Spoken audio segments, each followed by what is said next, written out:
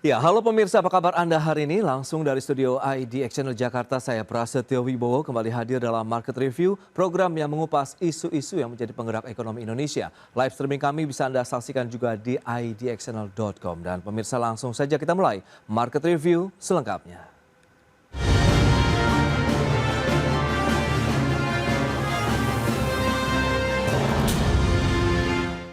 Ya, pemirsa, PT Krakatau Steel Tbk tengah mengusulkan untuk menjadi pusat logistik baja nasional. Hal ini guna membenahi tata niaga impor baja sekaligus menjamin pemenuhan kebutuhan baja di dalam negeri.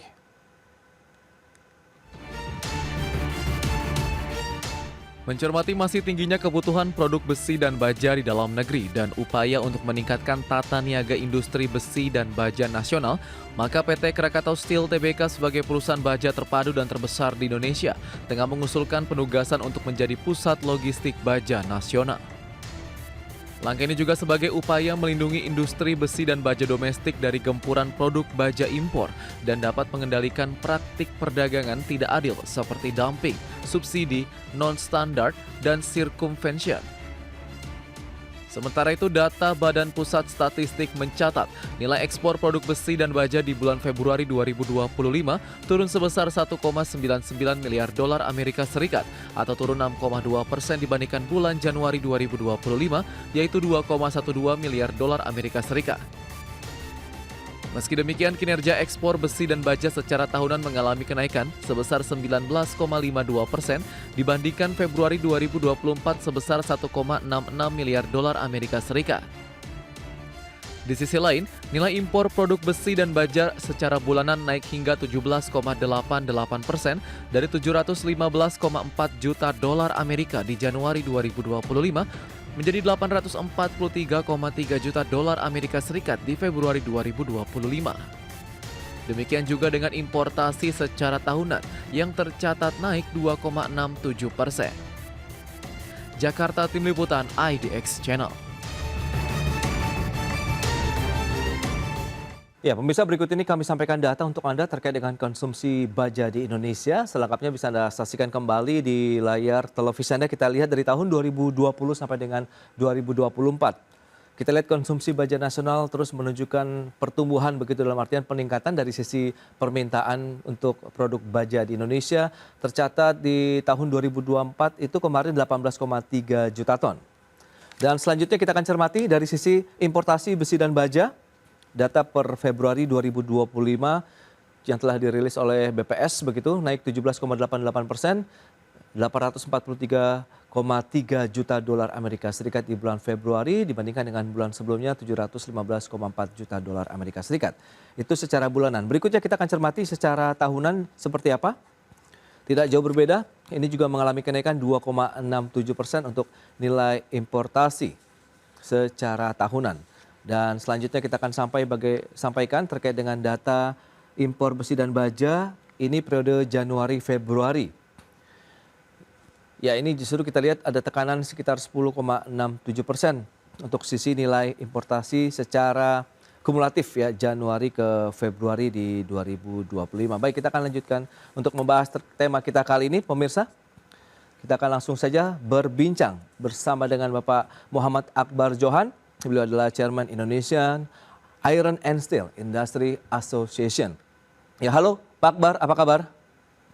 Baik, Mas Pras, selamat berpuasa. Baik, selamat berpuasa juga. Terima kasih atas waktu yang disempatkan. Menarik kalau kita baru saja menyimak begitu informasi yang sudah disampaikan begitu Pak Akbar. Tapi sebelum membahas lebih jauh, mungkin Anda bisa mengupdate terlebih dahulu. Bagaimana sih kondisi dari industri baja nasional hingga saat ini nih Pak Akbar? Ya, makasih Mas Pras. Sebenarnya kita banyak tahu bagaimana situasi industri baja nasional saat ini. Kalau dilihat perkembangannya Mas Pras tadi sudah disampaikan ada pertumbuhan demand daripada baja itu di tahun 2025 ini cukup signifikan. Ya, kurang lebih 5,09%.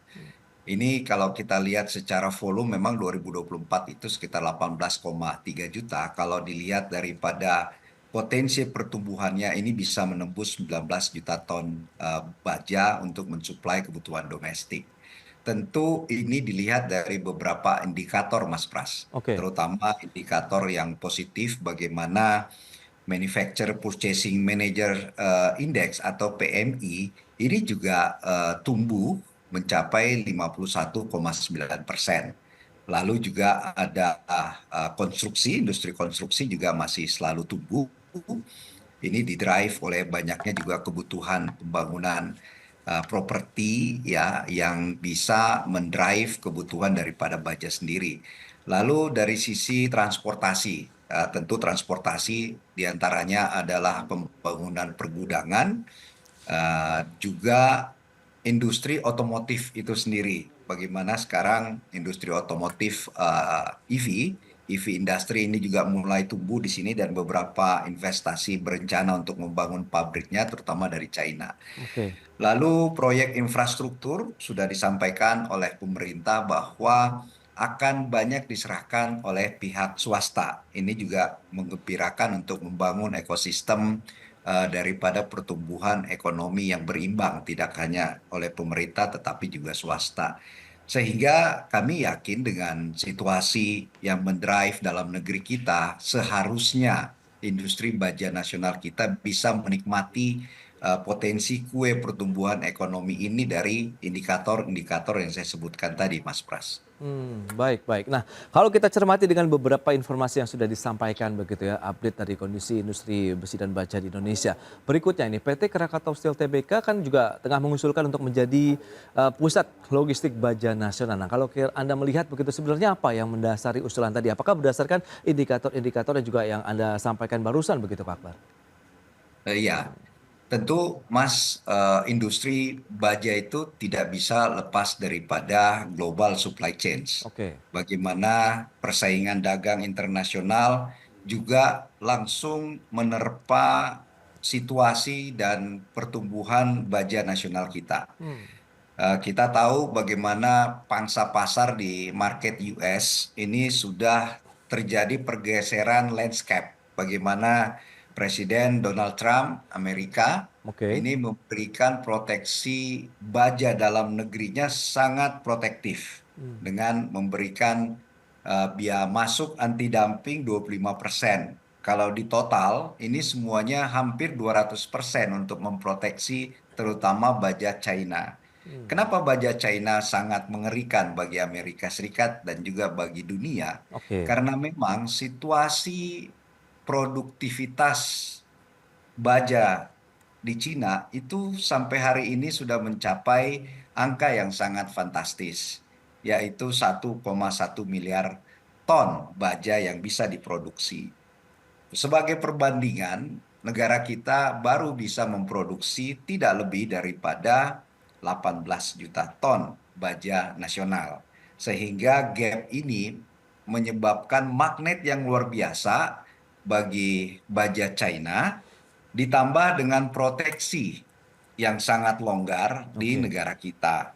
Dibanding dengan regulasi negara-negara Asia Tenggara yang juga sebenarnya sangat kuat industri bajanya, bahkan juga sudah melakukan proteksi-proteksi dalam negeri mengikuti kebijakan Presiden USA Donald Trump. Oke. Nah, inilah yang menjadi gagasan daripada kami Asosiasi Baja Nasional IICA untuk memberikan suatu kesempatan bagi Krakatau Steel sebagai perusahaan negara untuk melakukan penguatan ekosistem baja nasional kita dalam arti dapat melakukan tata kelola baik itu dari sisi supply dan demand nasional, Mas Pras. Saya Oke. kira ini semangatnya, apalagi kita tahu bahwa hampir tidak ada lagi produksi dalam negeri kita yang menjadi tuan rumah di negeri sendiri.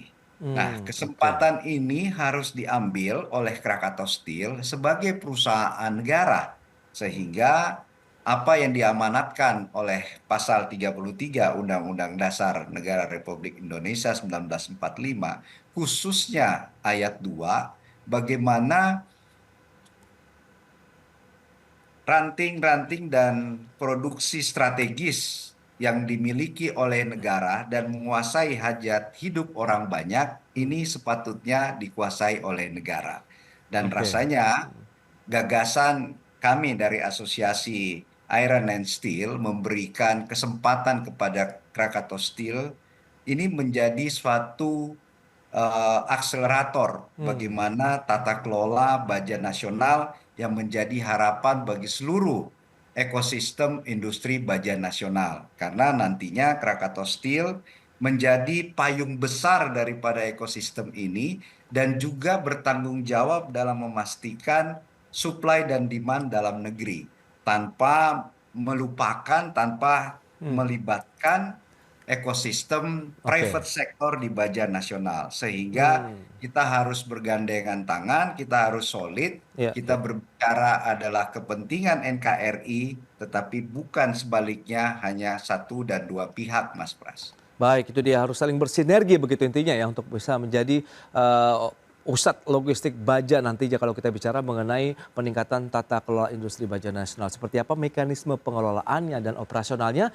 kita bahas nanti di segmen berikutnya Pak Akbar. Kita akan jeda dulu sebentar. Dan pemirsa pastikan Anda masih bersama kami.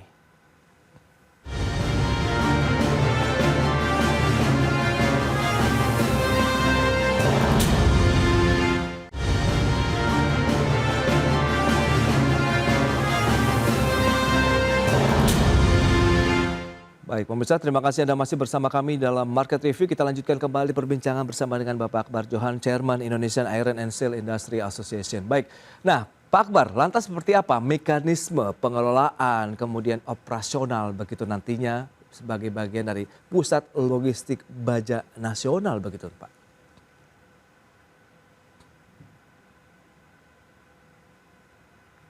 Ya, halo?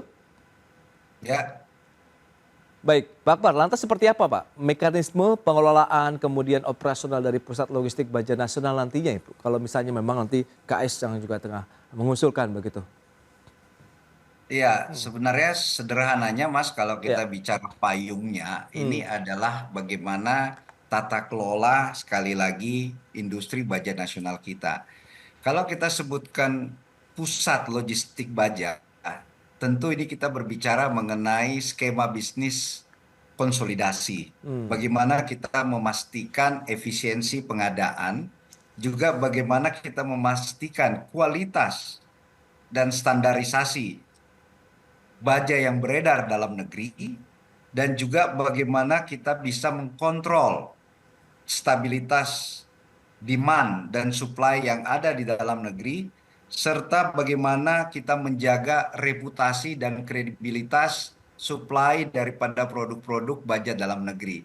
Artinya, Mas, kita tidak ingin lagi terjadi ada baja-baja yang beredar, baik itu di upstream, di midstream, bahkan di downstream. Oke. Ini menimbulkan suatu ketakutan dalam hal safety dan security. Hmm. Ya, kita tahu negara kita cukup rentan dengan potensi bencana. Oke. Bagaimana kemarin kita lihat banjir itu mudah sekali meluluhlantahkan bangunan-bangunan bahkan jembatan, dan ini tentunya akan kita kawal bagaimana kualitas daripada peredaran baja nasional. Itu menjadi tanggung jawab daripada kita.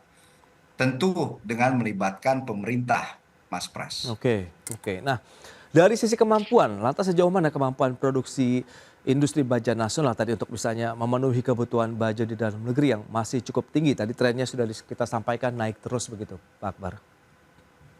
Iya, kalau melihat kemampuan, Hmm. sebenarnya ini yang sering kita dipertanyakan. Oke. Bagaimana daya saing daripada industri baja nasional kita, terutama Krakatau Steel sendiri sebagai badan usaha milik negara.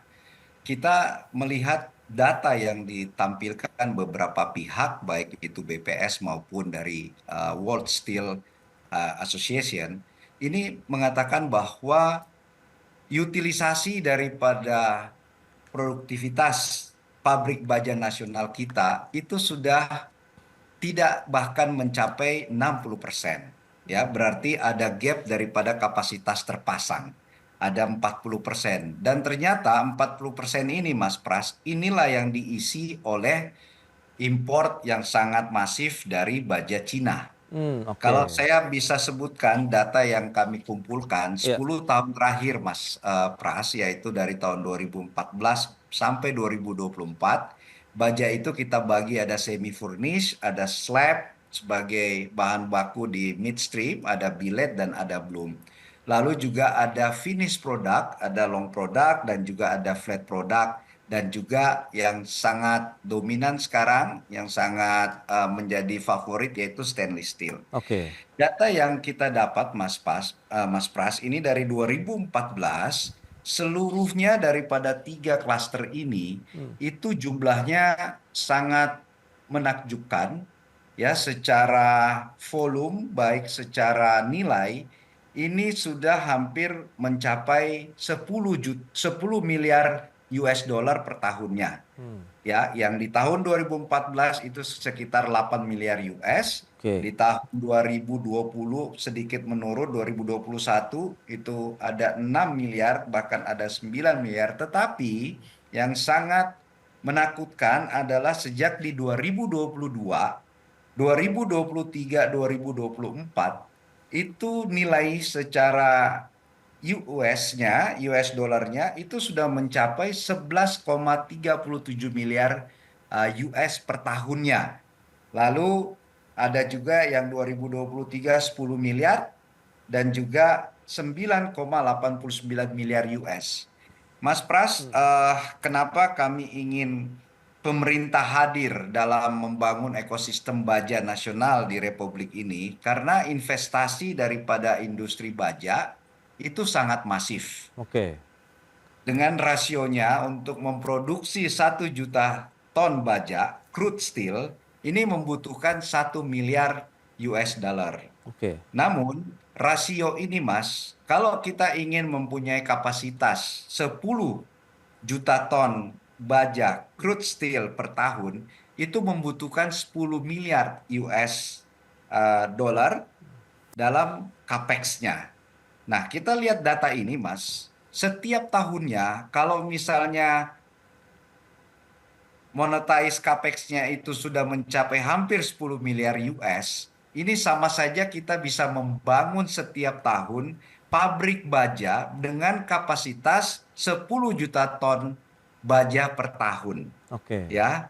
Nah, ini menjadi suatu atensi dan alert bagi pemerintah bahwa pada saat ini kebutuhan sudah mencapai 22 juta ton sampai ke 2045 dengan cita-cita Indonesia emas itu kurang lebih membutuhkan baja kurang lebih 100 juta ton, Mas Pras. Hmm, Nah, kalau misalnya devisa ini tidak terbang keluar, artinya setiap tahun kita lihat 3 tahun terakhir saja, kita bisa melahirkan baja nasional itu sebesar 30 juta ton kapasitas kita. Artinya dengan sekarang hanya 18 juta ton, dengan KS sendiri sudah berdiri 40 tahun lebih, tentu gapnya masih sangat jauh. Inilah message yang kita ingin berikan kepada pemerintah bahwa ini peringatan yang sangat penting oke. bagaimana kalau kita mengakui bahwa baja adalah industri Hmm, strategis, mother of industry, dan sangat terkait dengan alat dan peralatan hankam kita hmm, yang tidak mungkin bahan bakunya kita beli dari negara lain. Ini menjadi oke. suatu langkah yang sangat penting dan strategis, Mas Pras. Baik. Nah, Pak Akbar, lantas kesiapan Krakatau Steel sendiri menurut pandangan Anda, bagaimana kalau memang nantinya menjadi pusat logistik baja nasional begitu? Ya, Mas Pras, tentu secara internally Hmm, kami melakukan perbaikan-perbaikan secara masif. hmm, Mulai daripada efisiensi secara total, dari oke. hulu ke hilir kami melakukan efisiensi. Hmm, Lalu kita melakukan produktivitas dengan memberikan inovasi-inovasi pabrik yang jauh lebih modern. hmm, Dan tidak kalah pentingnya Mas Pras, kita juga ya, sangat membuka diri untuk melakukan sinergi dan partnership strategis, baik hmm, dari dalam negeri maupun luar negeri. Sehingga mindset dalam pengelolaan korporasi, khususnya BUMN, ini juga kita tidak akan memakai pola-pola lama. hmm, Kami akan melakukan transformasi secara keseluruhan, Oke. termasuk mentality dalam mengelola korporasi secara profit oriented, Mas Hmm. Pras. Baik, baik. Lantas seperti apa juga dukungan dari pemerintah yang diharapkan begitu terkait dengan usulan ini? Kita akan bahas lagi di segmen berikutnya. Pak Akbar, kita akan jeda kembali sebentar. Dan pemirsa, kami akan segera kembali usai pariwara berikut ini.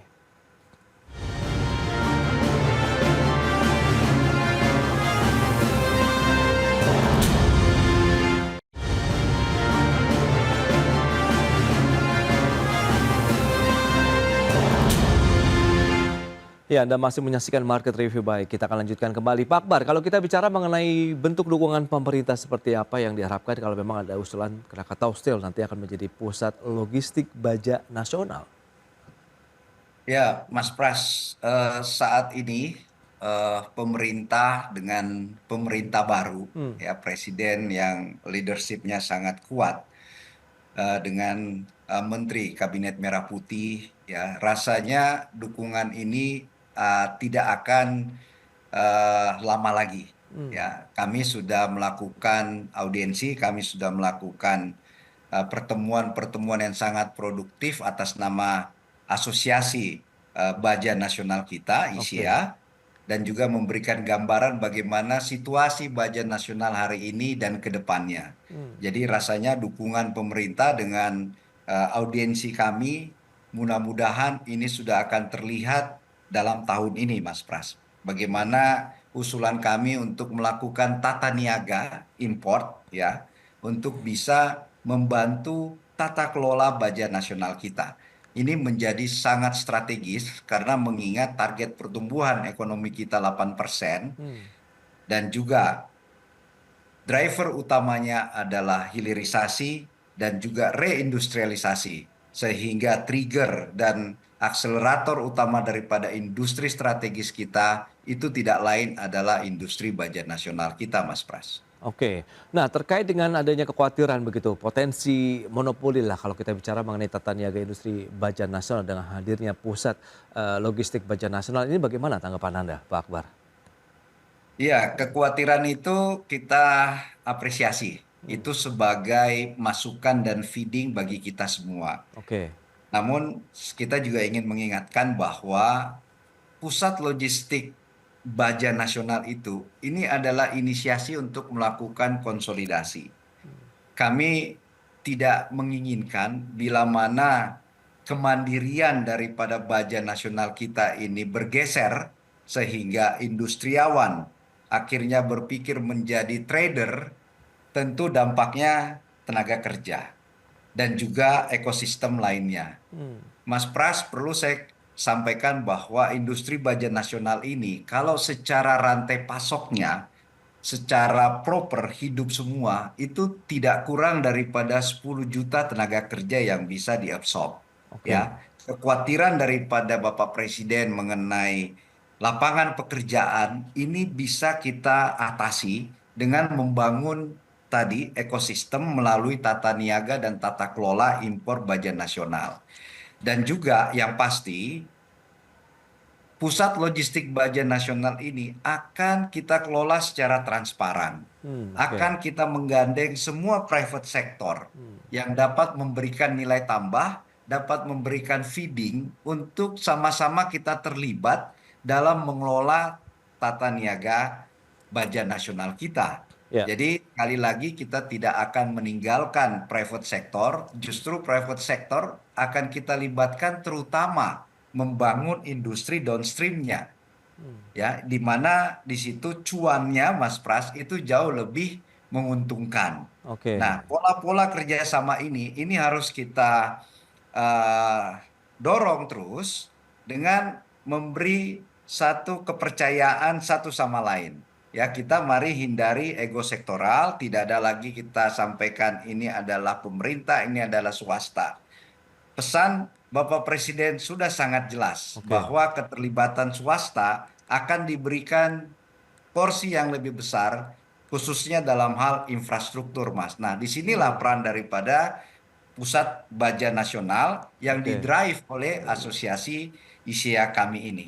Saya kira itu bisa menjelaskan, Mas Pras, dan kami akan Ya. sangat terbuka untuk Hmm, menerima dan ya. menggandeng kerjasama ini. Itu dia yang paling utama adalah message yang tersampaikan juga kepada masyarakat, pelaku usaha industri besi dan baja lainnya begitu, bahwa transparansi, kemudian bagaimana menggandeng semua pihak untuk membangun tata kelola industri baja nasional yang benar-benar terintegrasi untuk bisa membentengi lagi nih industri baja di dalam negeri ke depannya begitu dengan hadirnya pusat logistik baja nasional. Pak Akbar, terima kasih banyak atas waktu sharing dan update yang diberikan kepada pemirsa pada hari ini. Selamat melanjutkan aktivitas Anda kembali. Salam sehat. Sampai berjumpa kembali. Pak Akbar, terima kasih. Thank you Mas Pras. Ya pemirsa, dan beranjak dari tempat Anda karena sesaat lagi kami masih akan kembali dengan tema menarik lainnya terkait dengan surplus neraca perdagangan di tengah tantangan ekonomi global.